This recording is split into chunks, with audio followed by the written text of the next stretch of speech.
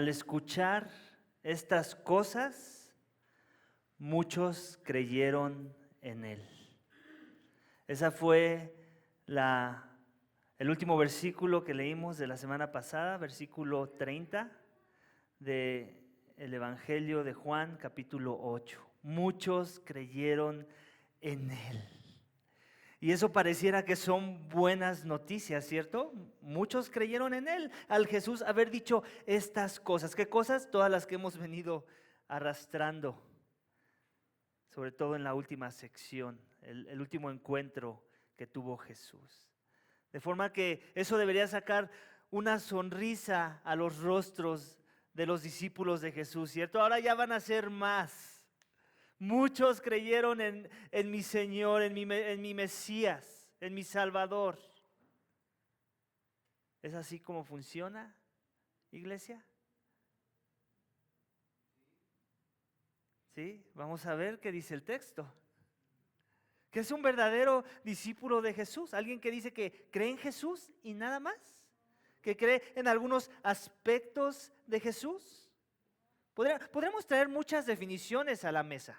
Te daré una que me atrevería a decir que es como una plantilla muy general, que la mayoría estaría dispuesto a afirmar. Es esta. Es aquel que va a la iglesia regularmente, que ora, que lee su Biblia de manera regular, que sirve en algún ministerio de la iglesia, que evangeliza, que vive una vida moralmente aceptable, que se junta con otros que dicen ser discípulos de Jesús también, que ayuda a los demás. Podemos agregar más cosas a la lista, pero de manera muy general creo que estarían de acuerdo conmigo, ¿cierto? Eso es un discípulo de Jesús. Bueno, la palabra de Dios, iglesia, no negaría que estos son algunos de los frutos que caracteriza a un verdadero discípulo de Jesús. Al mismo tiempo, tampoco negaría que estos mismos frutos los podemos encontrar en un incrédulo, en un impostor, en alguien que pretende ser algo que en el fondo no lo es, que tiene la apariencia de algo que en algún momento va a negar, que pretende tener una convicción que tarde o temprano va a rechazar. Y si ambas cosas de la lista que acabo de mencionar las pueden hacer tanto un verdadero discípulo como un impostor, entonces la pregunta es, ¿qué diferencia a uno del otro? Ayúdame, predicador, entonces me estás confundiendo, debe haber alguna diferencia entre uno y el otro. Si se parecen tanto, pero uno es el verdadero y el otro es el impostor, entonces, ¿cómo encuentro la diferencia? El texto de esta mañana nos va a ayudar a precisamente identificar eso. ¿Para qué? Primero que nada, para autoexaminarnos. Y por otro lado también para no ser engañados, para no creerle a todo mundo que se diga ser un discípulo de Jesús, que en verdad es un discípulo de Jesús. Porque eso no solamente hace daño a nuestro propio caminar con Dios cuando caminamos con ellos, sino que también mancha el testimonio de la iglesia, mancha el avance del evangelio. Vamos, iglesia, a nuestro texto esta mañana que nos va a ayudar a afinar. Quiero ponerlo así, tenemos que afinar, no nada más somos una iglesia que predica verdad, ¿cierto? Tú no nada más quieres ir a una iglesia que predica la verdad. Tú quieres ir a una iglesia que te ayuda a afinar tu entendimiento, a refinar cada aspecto de la doctrina sana, para dar un correcto entendimiento, lo que significa ser un verdadero discípulo de Jesús. El título de mi mensaje esta mañana es este: soy un verdadero discípulo de Jesús cuando, De forma que ve el título de mi mensaje esta mañana como una guía. Como una guía que te va a ayudar a identificar un verdadero discípulo de Jesús. Primero que nada, otra vez como ya te lo dije, para que te autoexamines y evalúes si en verdad tú, si dices serlo, eres un verdadero discípulo de Jesús, pero también para que aprendamos a identificar, como ya dijimos, a los impostores. Por un lado, para que pueda ser un instrumento en las manos de Dios que les ayude a ver eso, la realidad de sus vidas, que son impostores. Y por otro lado, para que no te conviertas en presa de ellos, ya que como veremos hoy, los impostores también tienen una agenda de vida, también tienen motivaciones, también tienen sus planes, y no es el de Dios. No es las de nuestro Padre Dios, es la de otro padre, como vamos a ver, de otra familia que no es la familia de Dios, de otro reino que no es el reino de Dios, donde su padre es Satanás. El texto está dividido en 3 énfasis. Cada énfasis tiene sus puntos que veremos en cada sección, y cada énfasis, iglesia, es una respuesta a lo que significa ser un verdadero discípulo de Jesús. Así que acompáñame para ver el primero de ellos, versículo 31, Juan 8. Juan 8, versículo 31 al 37. Voy a leer desde el 30, ahí empecé mi introducción. Al hablar estas cosas, muchos creyeron en él. Entonces, Jesús decía a los judíos que ¿qué? Que habían creído en él. Date cuenta, es bien importante que no perdamos esa frase. A los que habían creído en él, a los que estaban ahí, que decían, ya soy un discípulo de Jesús.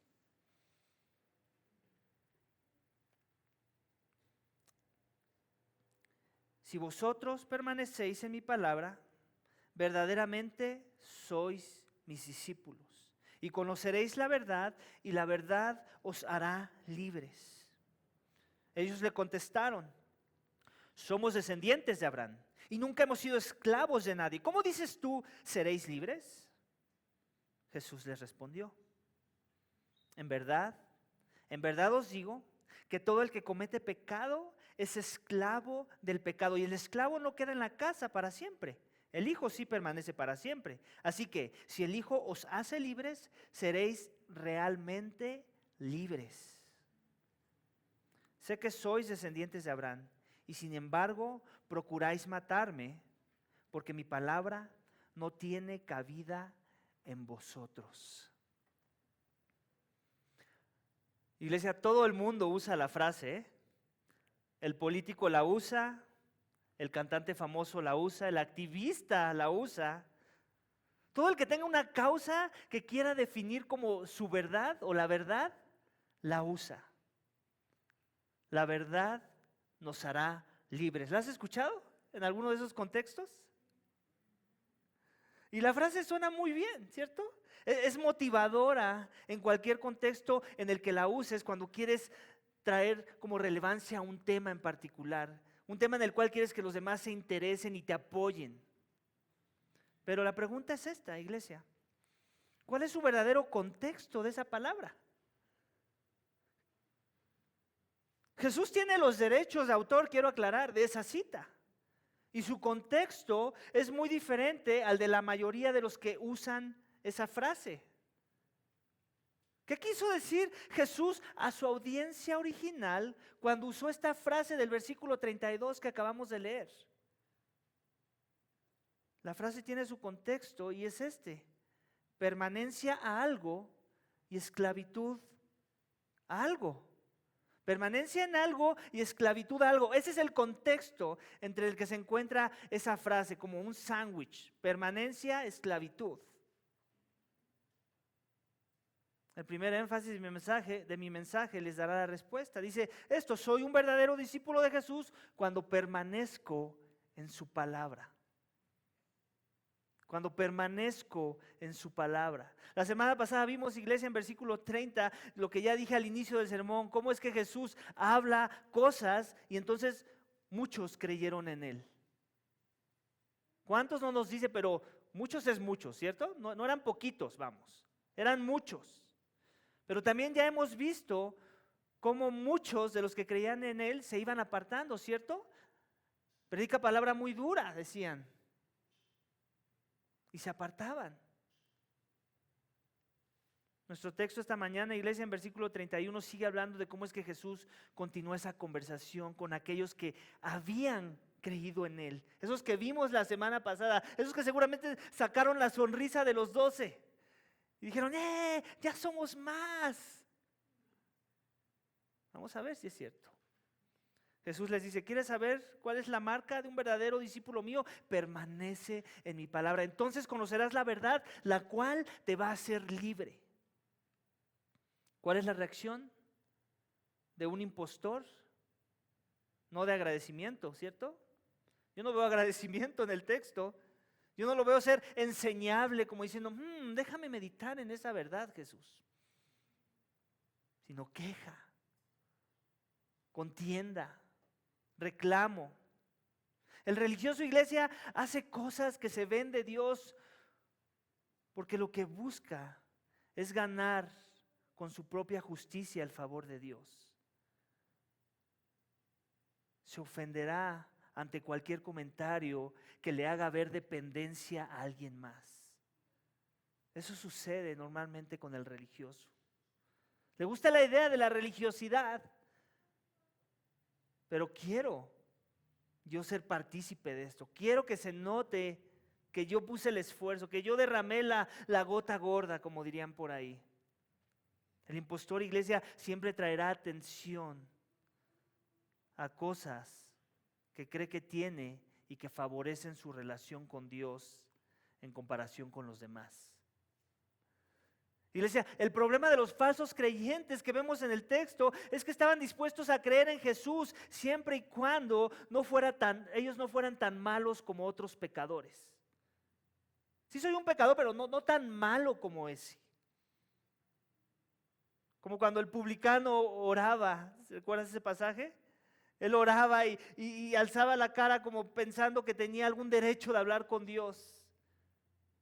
Mientras el recaudador de impuestos no se veía como alguien digno de alzar la cabeza. Ahí tenemos ese contraste, el religioso, que piensa que su pecado no es tan grave, que sus obras y su trasfondo deben de ser tomados en cuenta. Para Jesús, iglesia, el verdadero discípulo de Jesús tenía que entender que no era libre, sino esclavo de su pecado. Ese era discipulado 1-1 con Jesús. Tienes que entender que no eres libre, eres esclavo de tu pecado y que solo Jesús y el conocimiento de su persona te podía traer libertad de esa esclavitud. Los judíos tenían su celebración de la independencia, ¿cierto? Celebraban la independencia, celebraban la Pascua, celebraban cómo cuando eran esclavos sus antepasados en Egipto y cómo es que Moisés por medio de la mano de Dios los sacó de la esclavitud. Y celebraban ese tipo de esclavitud, pero no entendían que seguían siendo esclavos a un maestro más terrible que Faraón. Y ese era su propio pecado. Lo otro eran simplemente las sombras de una realidad más profunda y más horrible. La esclavitud a su propio corazón, lleno de pecado. Había orgullo en sus corazones, pensaban que su religiosidad era suficiente, además, claro, de ser descendientes de Abraham. ¿Para qué? Para tener una correcta relación con Dios. Apelaban a su trasfondo, a su linaje. Como muchos siguen haciéndolo hoy en día. ¿Alguna vez has escuchado de esas sectas del cristianismo donde están investigando cuál es tu apellido para ver de qué tribu eres linaje? Es la misma idea. Pero su mundo de estos fariseos, de estos religiosos, de estos supuestos seguidores de Jesús, se vino abajo cuando Jesús los llevó al corazón del problema, al problema más grande, a la esclavitud de su pecado. De forma que si tú te dices ser un seguidor de Jesús, esta mañana hay algo que tienes que entender, que el pecado te esclaviza. Te esclaviza. Y que cuando lo cometes y que cuando no te arrepientes, entonces lo comienzas a practicar y esa práctica lo único que revela es que ya eres esclavo de ese pecado. El que roba no necesita más que robar una vez para después hacerlo 2 veces y cada vez se convierte en algo más fácil. El que miente lo mismo. El que odia está condenado a repetirlo. Y la razón es que cuando cometes pecado, iglesia, comienza a esclavizarte. La razón es debido a que no permaneces en la palabra de Jesús. Para que el conocimiento de Jesús, el conocimiento de su persona, sea lo que te haga libre.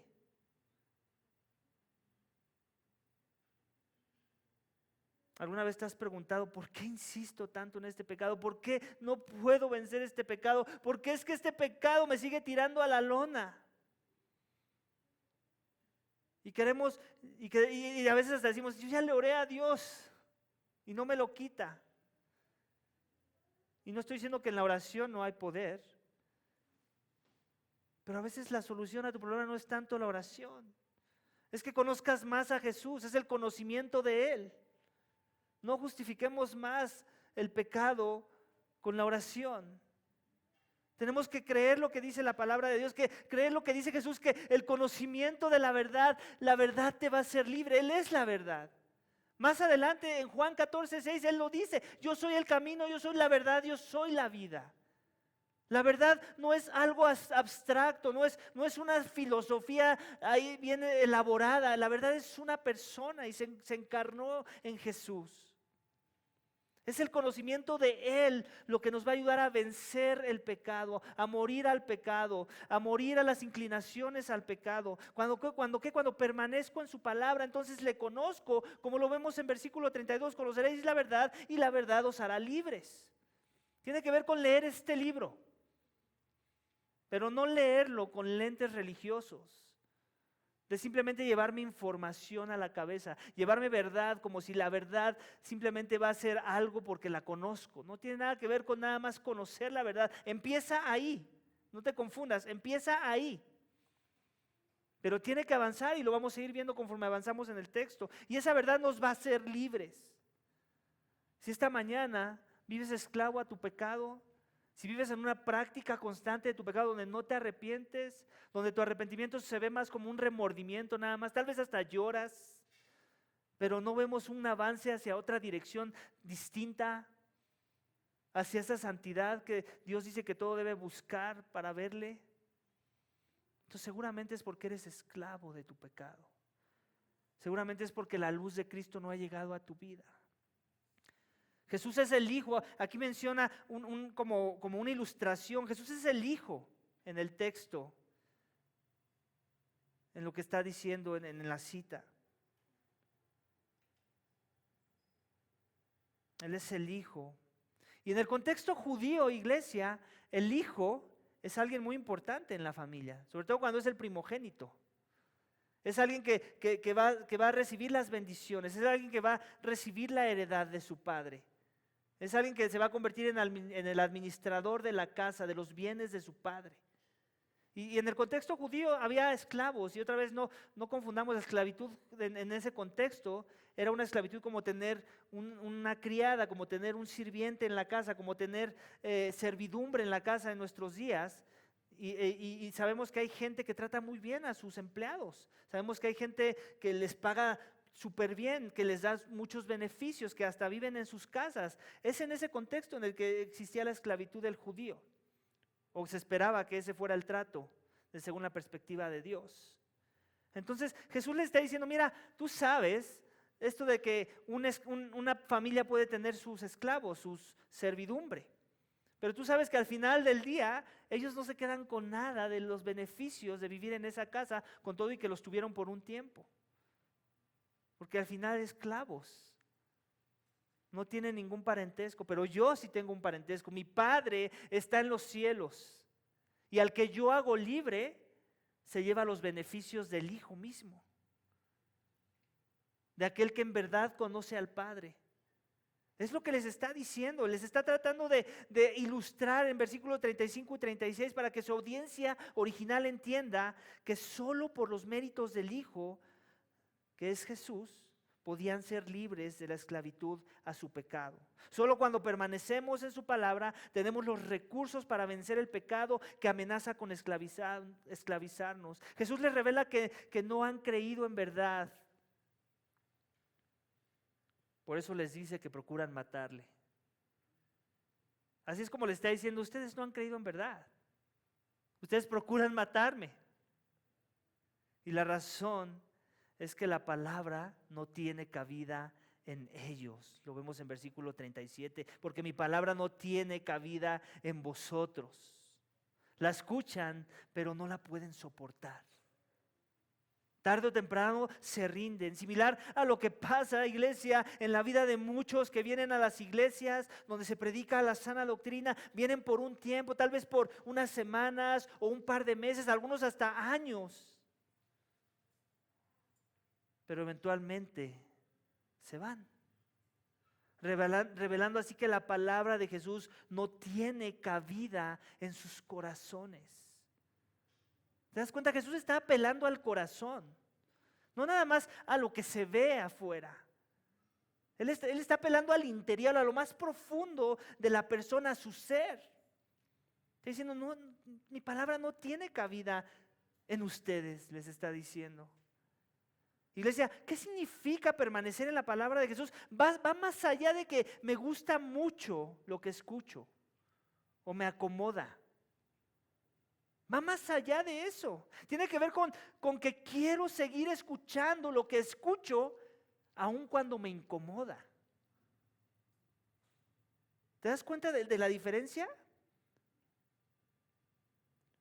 Eso que me incomoda, que me confronta, pero que estoy dispuesto a escuchar porque sé que es verdad y que me ayuda a no permanecer en esclavitud, a morir a mi pecado.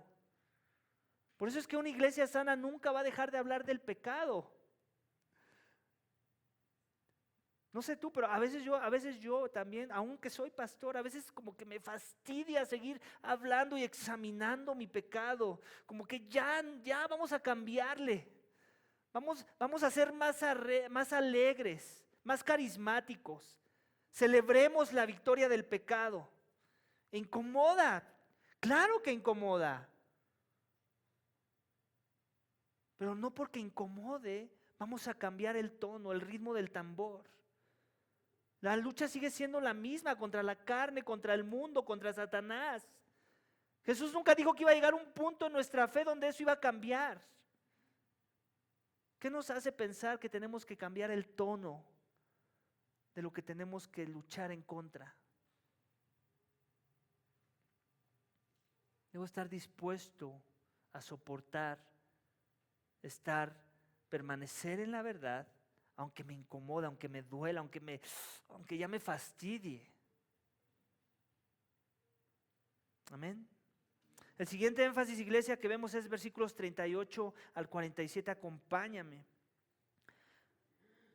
Dice Jesús, continúa diciéndoles: yo hablo lo que he visto con mi Padre. Vosotros entonces hacéis también lo que oísteis de vuestro padre. Ellos le contestaron y le dijeron: Abraham es nuestro padre. Jesús les dijo: si sois hijos de Abraham, haced las obras de Abraham. Pero ahora procuráis matarme, a mí que os he dicho la verdad que oí de Dios. Esto no lo hizo Abraham. Vosotros hacéis las obras de vuestro padre. Ellos le dijeron: nosotros no nacimos de fornicación, tenemos un padre, es decir, Dios. Jesús les dijo: si Dios fuera vuestro padre, me amaríais, porque yo salí de Dios y vine de Él. Pues no he venido por mi propia iniciativa, sino que Él me envió. ¿Por qué no entendéis lo que digo? Porque no podéis oír mi palabra.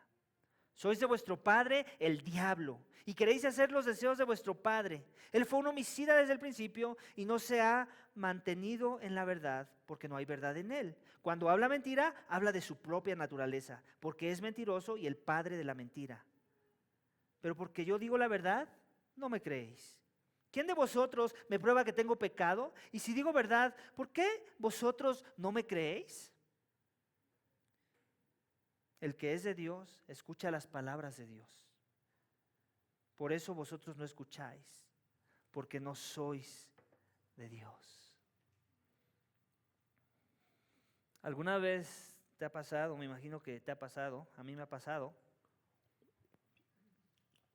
¿Te han regalado una loción o un perfume que te lo regalan? La botella se ve bien, Pero ya cuando lo hueles, como que dices, no, creo que no son mis gustos, y obviamente no se lo regresas a la persona porque sabes que no hay cortesía en ello, pero lo guardas ahí, ¿cierto? Y lo tienes ahí guardado, esperando la oportunidad de dárselo a alguien más, ¿cierto? Tal vez a alguien que te cae gordo, yo qué sé. Y guardas ese perfume y ahí lo tienes ahí, y pueden pasar hasta años, y nunca haber rociado ese perfume en tu persona, ni siquiera una sola vez, ni siquiera ese día donde de veras olías muy mal y necesitabas, aunque sea del perfume más barato o más horrible a tu parecer, no lo hacías.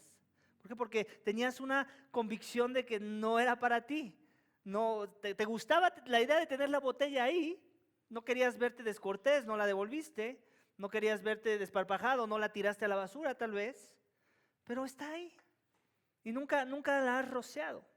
No ha reducido los milímetros, ¿milímetros? Mililitros del líquido que contiene la botella. Pues bueno, iglesia, muchos dicen creer en Jesús, ¿cierto? Dicen proclamar su palabra. Como tener ese perfume, como que yo tengo el perfume, ese perfume que trae libertad. Muchas veces lo reciben y muchas veces la motivación por la que lo reciben es una motivación torcida. O tal vez lo reciben porque es el que su papá se ponía, y como para honrar un poco a su papá, voy a seguir la religión de mi papá. O tal vez lo reciben porque es lo que les conviene. Me conviene recibirlo en este momento. Me ayuda a avanzar mis planes egoístas. ¿Tú crees que alguien sea capaz de recibir verdad por razones egoístas? Yo creo que sí. Yo creo que el corazón es tan malvado que estoy dispuesto a recibir verdad por razones egoístas, pero no necesariamente me quiero empapar de esa verdad. No quiero perfumarme con esa verdad. No quiero que esa verdad permee mi vida de tal forma que lo apestoso que es mi pecado desaparezca y yo comience a tener una fragancia que glorifica a Dios con mi vida. Puede suceder, iglesia. Ya ha sucedido. Velo en el texto. El texto dice que han creído en Él. Y ve cómo se empiezan a comportar esos que han creído en Él. ¿Te das cuenta cómo va escalando la conversación? Pasan los años y puedes ver una persona que parece que permanece en la palabra, pero ves que como que no se le va el olor. Como que ya que haga el primer tss, ¿cierto? ¿Los has visto? O tal vez ese eres tú, no lo sé. Tal vez aquellos que ya permanecemos en la verdad y que nos ponemos el perfume, con todo y que a veces incomoda porque no es nuestro perfume favorito, la verdad no siempre nos va a gustar, ¿cierto? La verdad es como ese perfume que no necesariamente era nuestro preferido, pero es el que necesitamos. Es el que Dios diseñó para que se vaya todo odor. Y no siempre nos va a gustar.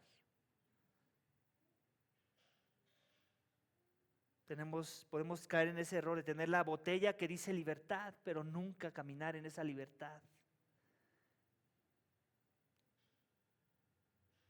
Iglesia, ese es el segundo énfasis de mi mensaje esta mañana. Soy un verdadero discípulo de Jesús cuando recibo la verdad de su palabra. No nada más la tomo y la recibo y me quedo parado con ella. Es como, ¿a quién le gusta el fútbol americano? Levanta la mano. Nada más, 4. Bueno, para los que no saben del fútbol americano, cuando la persona recibe el balón, lo único que tiene que hacer es correr al otro lado de la cancha. Así de simple es el fútbol americano. Si te cae el balón en la mano, corres al otro lado, a la cancha del equipo contrario. Es todo lo que hay que hacer.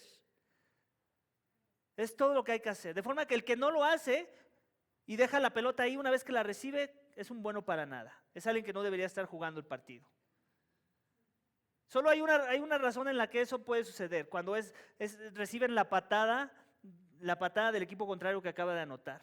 Cuando ya ves, la persona que recibe ese balón de la patada y ya vienen los otros y ya se da cuenta que lo rodearon y que no va a poder avanzar yardas, lo que hace es que se hinca y al hincarse avanza 20 yardas.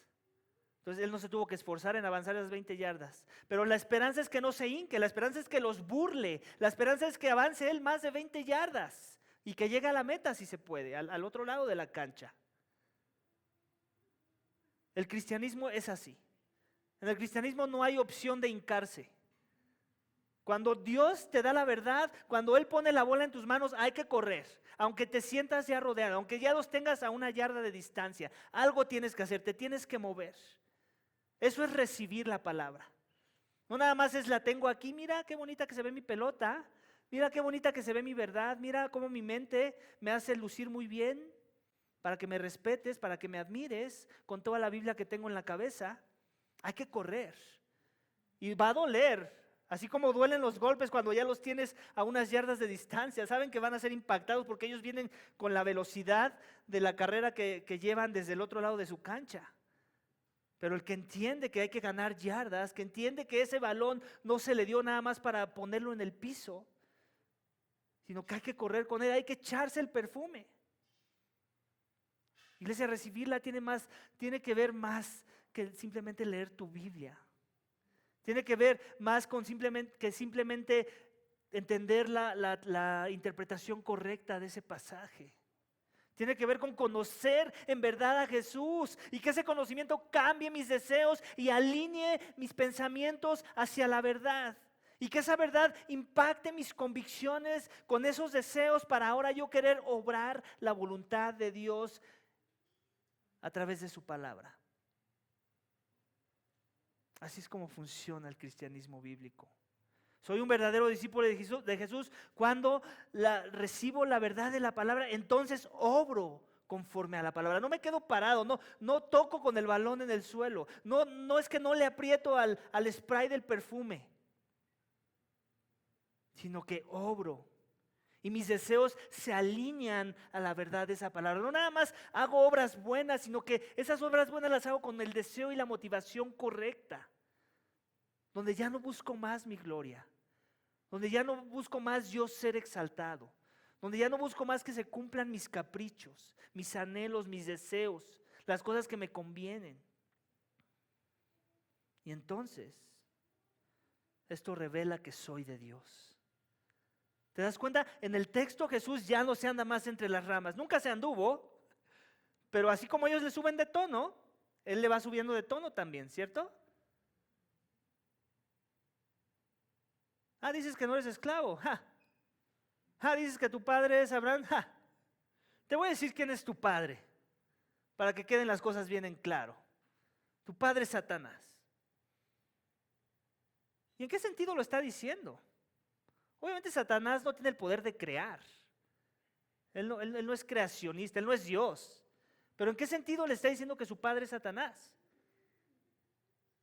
En el mismo sentido de que la palabra no ha cabido en sus corazones, así como no cabía en el corazón de Satanás. Le está diciendo, tú como tu padre Satanás, esos son tus frutos. Jesús está demandando otro tipo de frutos. Vamos a verlos nuevamente. Versículo 38 otra vez. Dice, yo hablo lo que he visto de mi padre. Vosotros entonces hacéis también lo que oíste de vuestro padre. ¿Te das cuenta? Ya está hablando no nada más de que digamos que yo tengo una verdad, sino que es actuar en favor de esa verdad.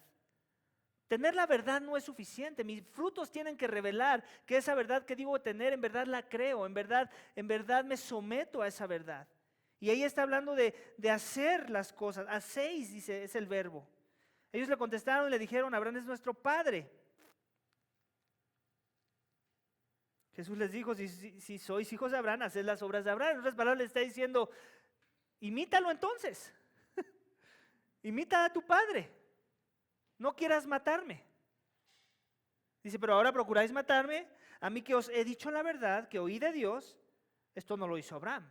Y aquí es donde empieza a hacer cortocircuito en la cabeza del religioso. Cuando al religioso le empiezas a hablar de cosas más profundas, es más fácil que te tache de hereje, a que se humille, sea enseñable y trate de entender las cosas que se le están diciendo. Está diciendo, esto no lo hizo Abraham. Y estaban entendiendo muy bien a dónde iba Jesús, pero al final fallaron la prueba. Vosotros hacéis las obras de vuestro padre. Todavía no les dice quién es su padre. Tal vez ellos están pensando, ¿cómo? Eso no lo hizo Abraham y nosotros estamos diciendo que somos de Abraham, pero tú nos dices que no hacemos las obras de nuestro padre. Entonces, ¿a quién quieres asociar como nuestro padre? ¿A quién quieres asociar? Ellos le dijeron, nosotros no nacimos de fornicación, tenemos un padre, es decir, Dios. Entonces, ¿te das cuenta cómo va escalando la conversación? Primero dice, nuestro padre es Abraham. Y luego dice, no, nuestro padre también es Dios.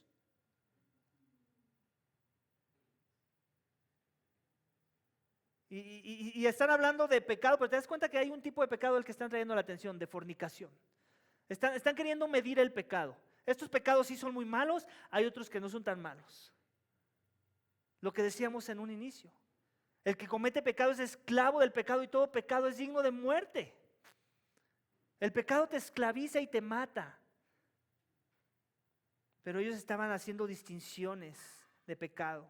Los fornicarios sí no pueden decir que su padre es Abraham. Los que son hijos de fornicación tampoco, perdón, que su padre es Dios. Pero nosotros no, nosotros sí. Jesús les dijo, si Dios fuera vuestro padre, me amaríais, porque yo salí de Dios y vine de Él, pues no he venido por mi propia iniciativa, sino que Él me envió. Ahí está otro. Si Dios fuera vuestro padre, ¿qué? ¿Escucharías la verdad y creerías en ella? No, me amarías. Inicia ahí, pero tiene que continuar. Acuérdense, tiene que avanzar otra yarda. No te puedes quedar en esa yarda. Tienes que llevar en obra lo que estás aprendiendo de la verdad. Y si algo vino a predicar Jesús es el amor, la compasión. Lo vimos con la mujer que querían apedrear, que estaban acusando de fornicación. Jesús mostró compasión, mostró amor. Su palabra se vio manifestada en sus frutos. No se quedó ahí en lo abstracto. Pero ellos no tenían amor. ¿Por qué? Porque lo querían matar. Luego dice, ¿por qué no entendéis lo que digo? Porque no podéis oír mi palabra. Otra vez, cortocircuito. Ahí los discípulos de Jesús también, cortocircuito. Pues si por eso creyeron Jesús, porque oyeron tu palabra. No, es que Jesús está hablando de otro tipo de oír. No nada más es venir a escuchar el sermón, eso no es oír la palabra de Jesús. Va más allá de eso, va más allá de meterme información a la cabeza que sea correcta y bíblica y sana y doctrinalmente aceptable. Hay otro tipo de oír del que Jesús está hablando. Un oír que nos lleva a la acción, a las obras. Cuando obro conforme a la verdad. Versículo 44, sois de vuestro padre el diablo y queréis hacer los deseos de vuestro padre. Él fue un homicida desde el principio y no se ha mantenido en la verdad porque no hay verdad en él. Cuando habla mentira, habla de su propia naturaleza porque es mentiroso y el padre de la mentira. Básicamente le está diciendo, o estás diciendo la verdad tú o la estoy diciendo yo. Yo sé que estoy diciendo la verdad porque sé de dónde vengo y a dónde voy. Ustedes dicen que yo estoy diciendo la mentira. ¿No será más bien que ustedes son aliados de ese que es contrario a la verdad? ¿No será que más bien la forma en la que se conducen revela que muy en el fondo su padre no es Dios, sino Satanás?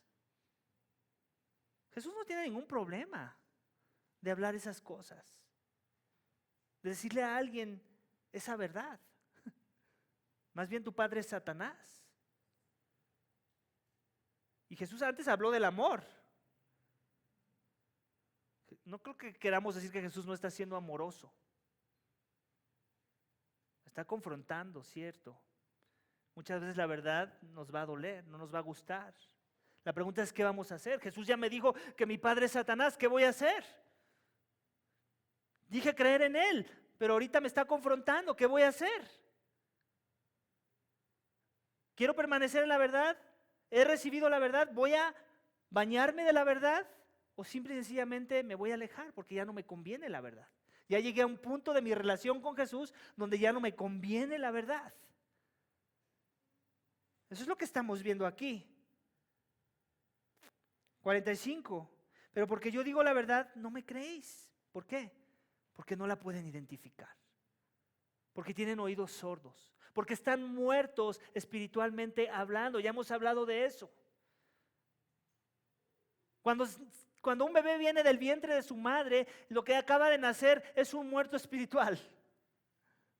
Suena raro, ¿no? Acaba de nacer un muerto espiritual. Y ahora lo que necesita es ser avivado espiritualmente hablando. Muchas veces pensamos, mira, ese niño pecó, es un pecador porque pecó. No funciona así. La razón por la que pecamos, nos convertimos en pecadores no es porque pecamos, es al revés. Pecamos porque ya somos pecadores. Y hacemos las obras de nuestro maestro, que es el pecado. Nacemos con esa inclinación a pecar, heredada de nuestros padres, Adán y Eva. Ahí sí se pudieron haber jactado. Mis padres, Adán y Eva, que transgredieron tu único mandamiento.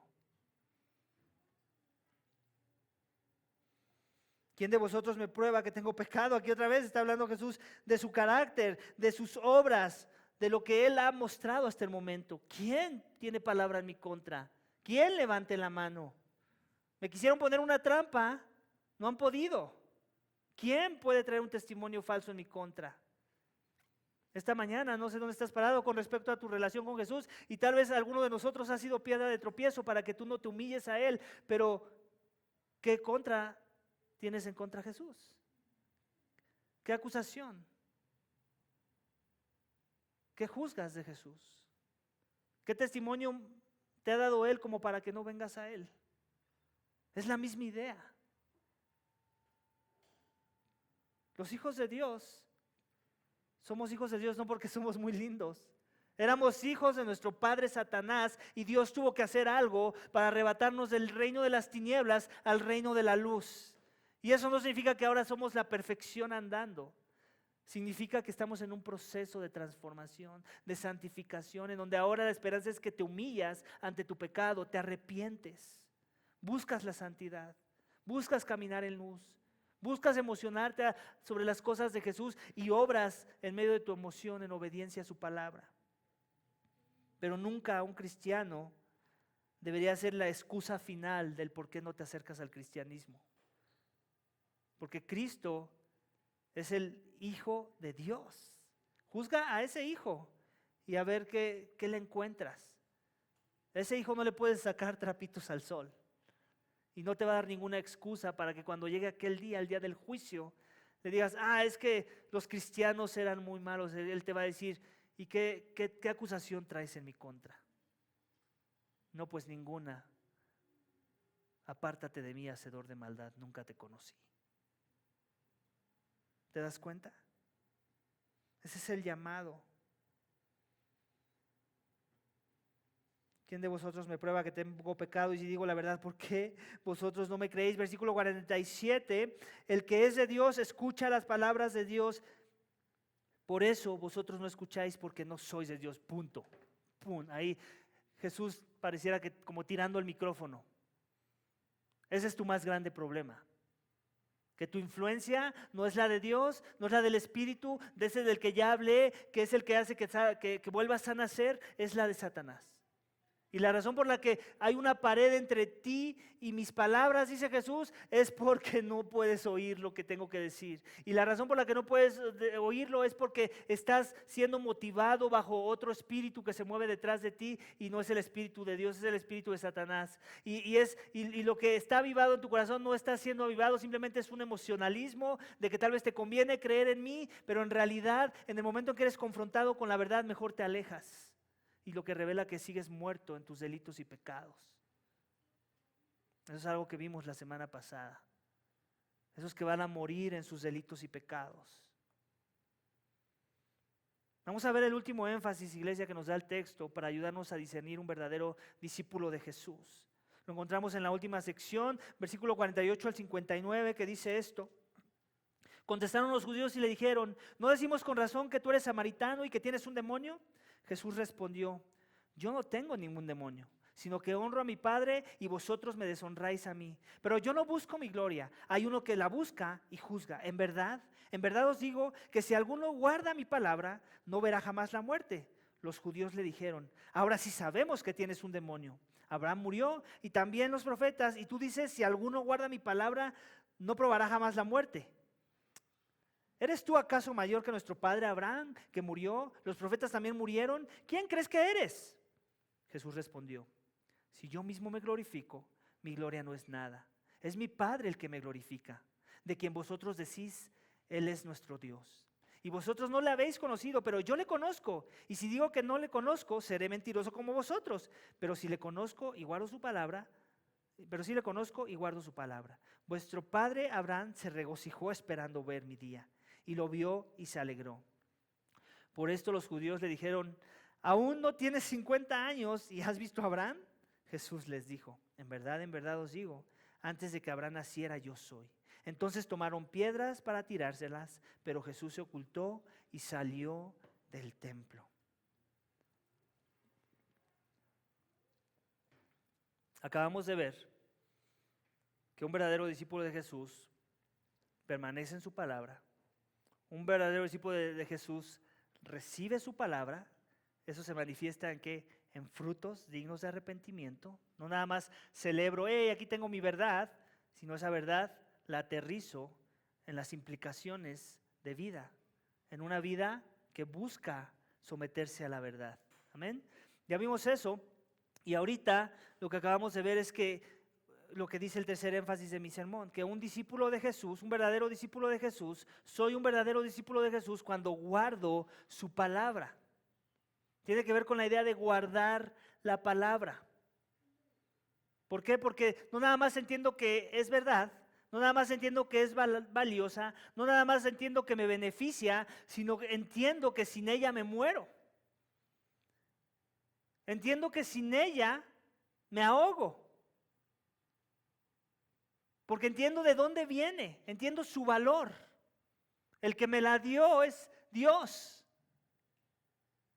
Yo tengo una guitarra por ahí que tiene más o menos mi edad, esa guitarra.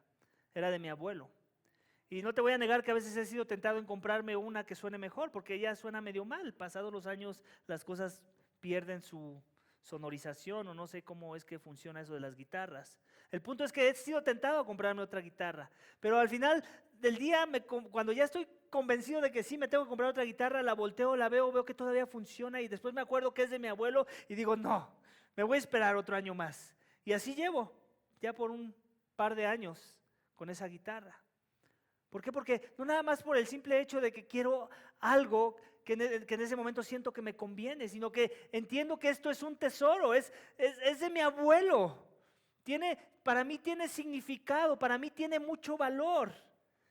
Tiene un trasfondo que me llena, que me satisface. Entiendo el valor de esa guitarra. No es cualquier guitarra, es la guitarra de mi abuelo. Tal vez tú la verás y dirás, ya tírala, pero no la voy a tirar.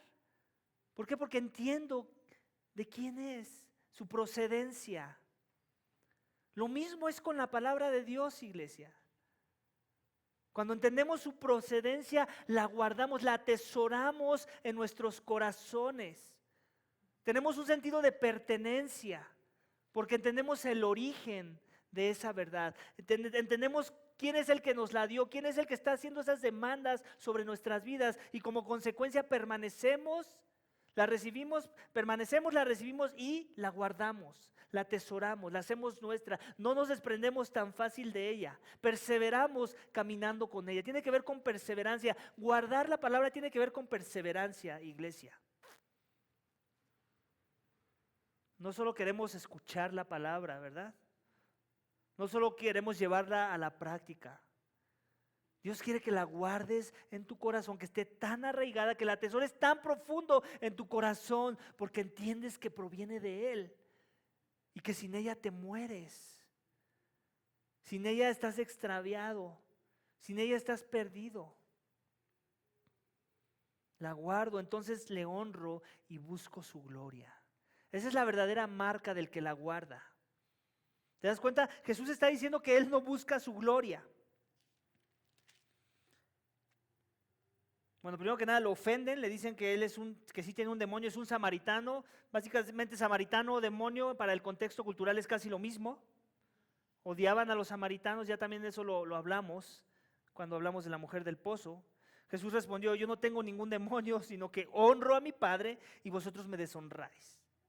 ¿Te das cuenta? Si hay alguien que guardaba la palabra de Jesús, era Jesús.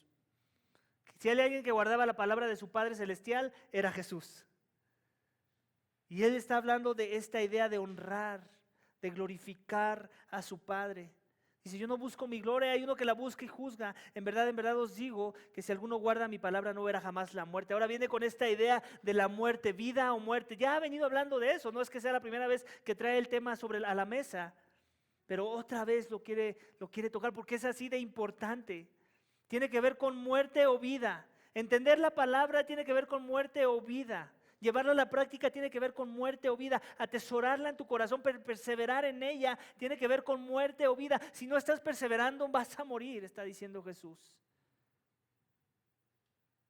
A la vuelta de la esquina está la muerte.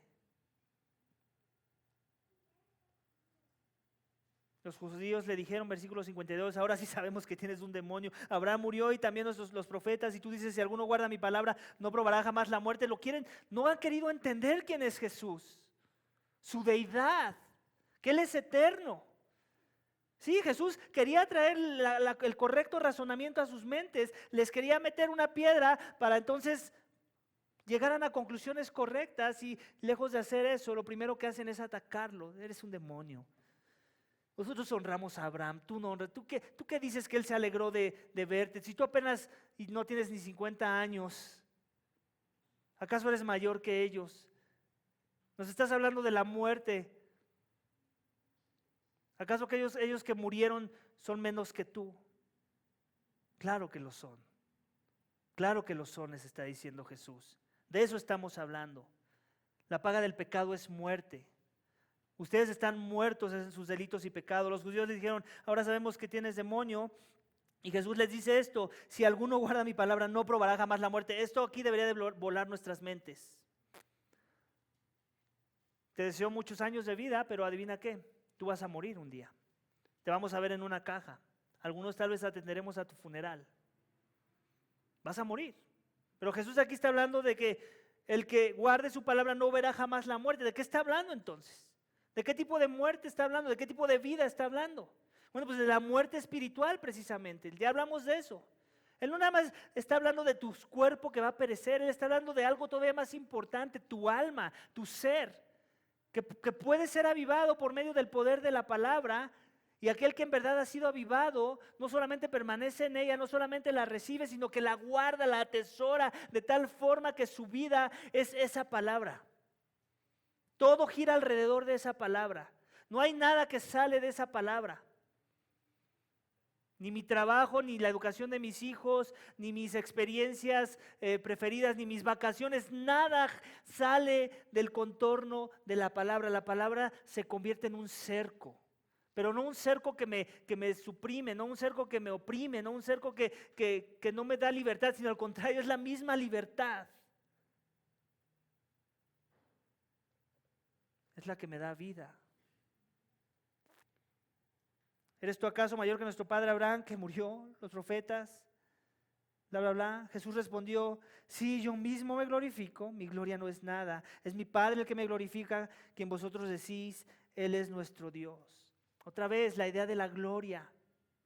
Cristo está hablando de la gloria que Él no busca, porque entiende la palabra, porque la guarda en su corazón. Es la misma gloria que aquellos que en verdad han guardado la palabra van a empezar a buscar. La gloria del Padre, la gloria del Hijo.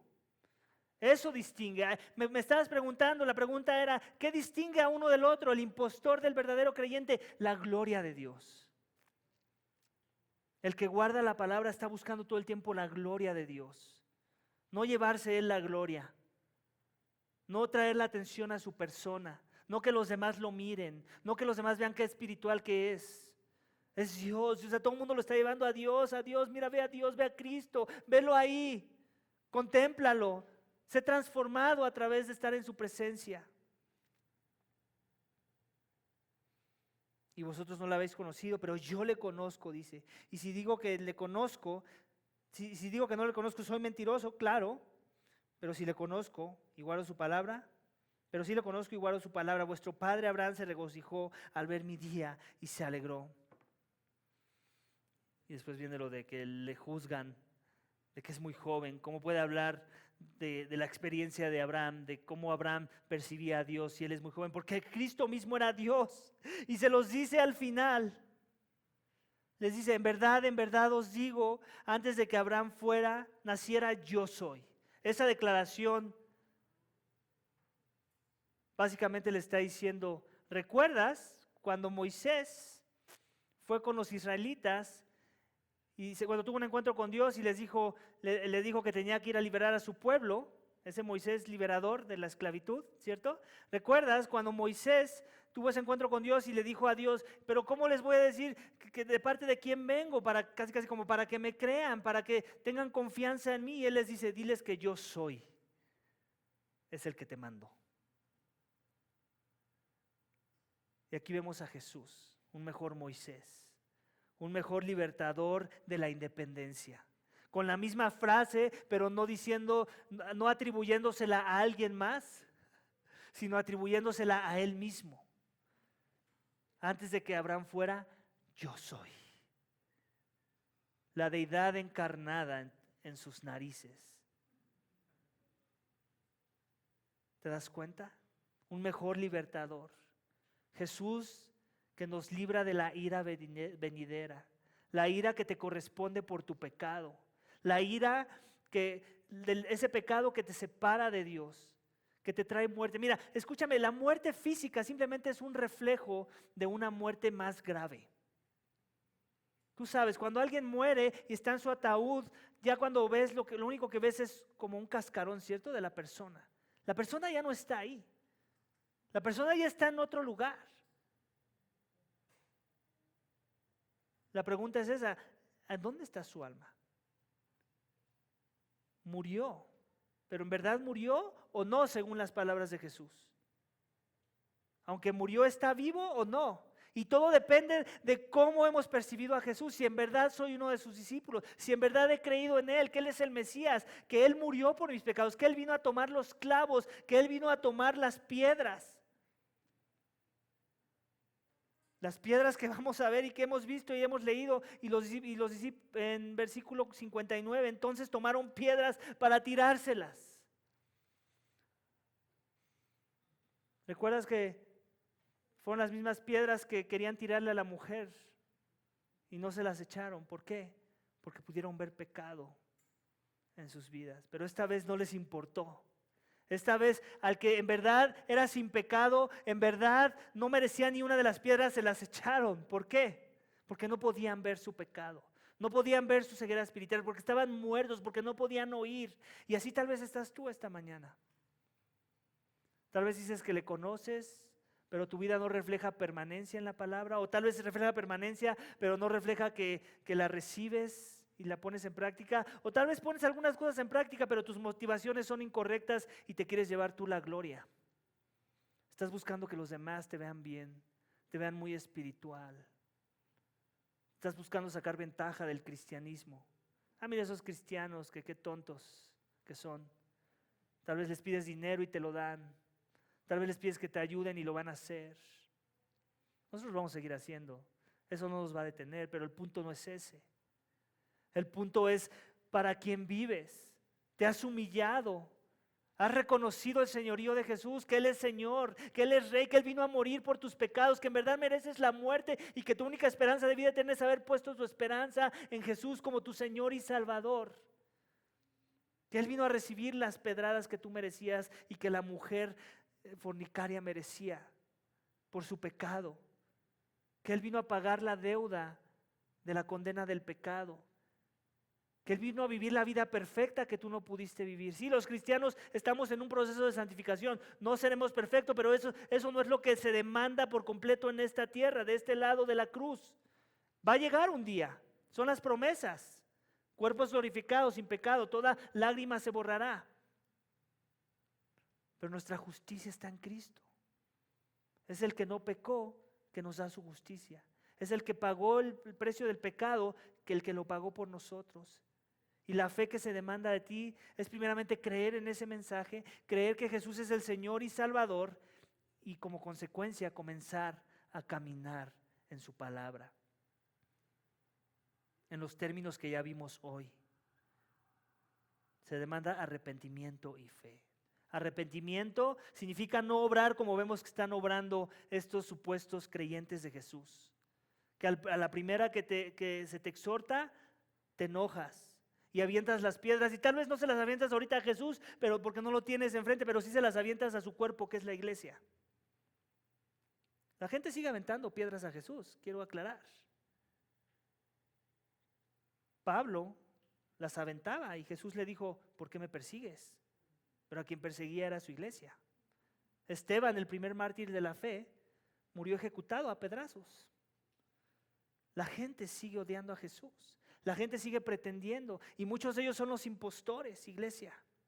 Los impostores, los que dicen que han creído. Así como vemos en el texto. El texto inicia así: aquellos que han creído, ahora mira, ya lo están apedreando. ¿No es cómico? Los que han creído ahora lo están apedreando. Y sigue sucediendo, iglesia. Sigue habiendo impostores. Y la razón es porque la palabra no tiene morada en sus corazones aún. Por eso no la reciben, por eso no permanecen en ella, por eso no la guardan. ¿A qué conclusión llegaste esta mañana? ¿Eres un verdadero discípulo o un impostor? ¿Permaneces en la palabra de Jesús? ¿La recibes con gozo a pesar de que te confronte en tu vida? ¿La guardas a pesar de las pruebas que te trae esta vida?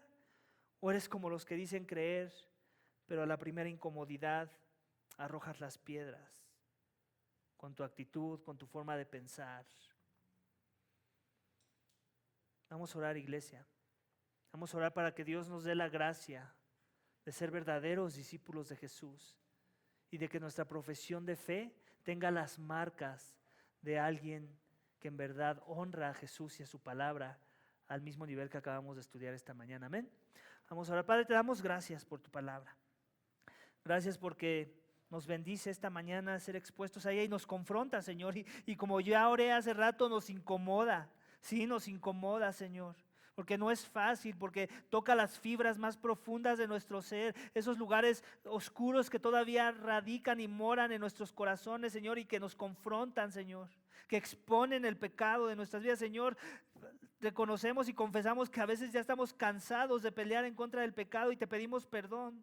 Porque cuando nos cansamos es que estamos luchando con medios meramente humanos, con nuestros recursos que nunca van a poder vencer el poder del pecado, Padre. No estamos contemplándote a ti y ese es el problema. No estamos conociendo más de ti. No estamos conociendo más de Cristo, contemplándolo a Él, recibiendo su palabra que nos incomoda y estar dispuestos a someternos a ella en obediencia. No queremos vivir la palabra a veces. No nos queremos humillar, atesorarla en nuestros corazones de tal forma que busquemos solamente tu gloria, no nuestra conveniencia, no nuestro parecer, no lo que nos acomoda, no nuestra zona de confort. Padre, perdónanos cuando caemos en eso. Ayúdanos a ser verdaderos discípulos, ayúdanos a no ser como esos impostores que vemos en el texto. Oh Padre, no queremos escuchar esas palabras que son tenebrosas, que son horrendas. Aunque vienen de tu boca, deberían de ser horrendas a nuestra vida cuando tú les vas a decir: apártate de mí, hacedor de maldad, nunca te conocí.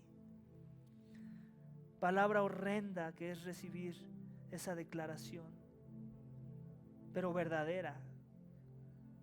Es horrenda pero verdadera, porque tú eras digno y no te buscamos en tus términos, porque nos conformamos con migajas de la verdad y no con toda la verdad.